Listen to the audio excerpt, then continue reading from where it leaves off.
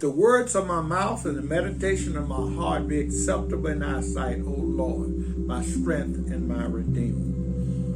Oh, sing to the Lord new song, for he's done marvelous things. Thank you, thank you, thank you.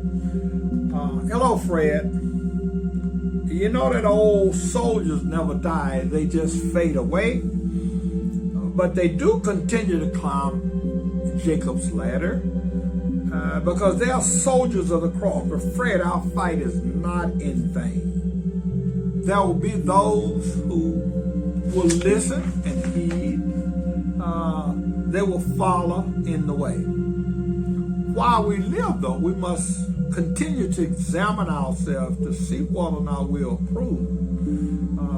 And of course, Jesus is always in all of us, Fred. Unless we kicked him out, he's there.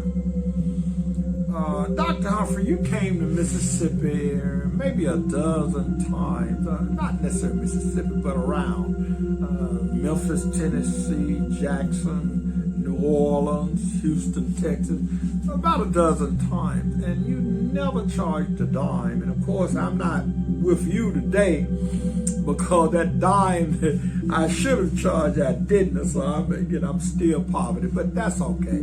I'm rich in the spirit.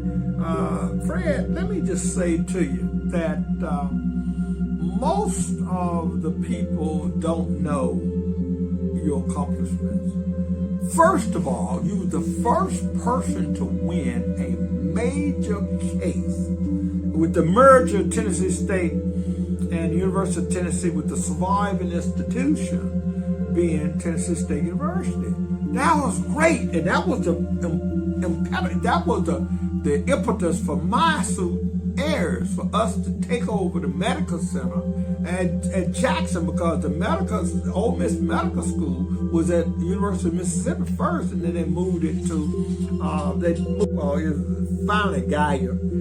But that case was very, very important. But more important than that, you increased enrollment at the schools that you tarried by 100%. When you first went to Tennessee State, you had 6,000. When you left, it was close to 12,000. Same thing with Florida A&M. You were a master at programs. You would basically start programs, and then of course you get some out of them, and then the funding comes next. So that's important. You were a true leader, and I applaud you. Let me say this. When we were trying to come up with a role model, a proper role model, we all talked about you. I tried as best I could to incorporate you into Texas Southern University, but that's a different animal. The people, when they are in bondage, and we're certainly in bondage in America, and certainly in Houston, Texas, where we are now,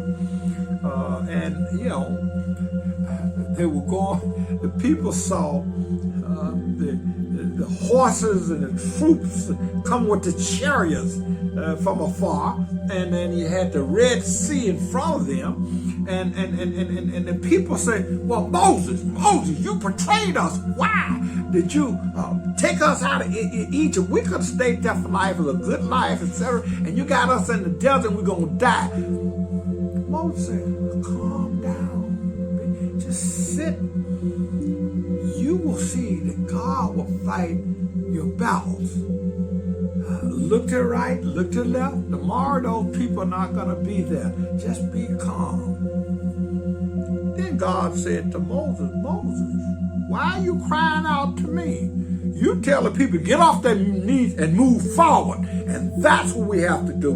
Sometimes we have to get off our knees and move forward. Praying has its place, but also action. Faith without action or works is dead. And so unless we are prepared to do as in the book of Jude, where it say that you show mercy for those who have doubts, and then we have to continue to show that we are approved by snatching those out of the fire who we can save.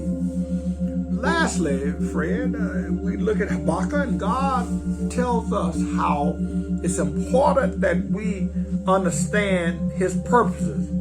And so the vision is yet for an appointed time, and in the end it will speak and not lie. Behold, a proud, thy soul is not upright in them, but the just shall live by his peace, by his faith, by his peace in God. Jesus is coming again. Fred, we love you, and it's going to be all right. Everything going to be all right. Cheerio.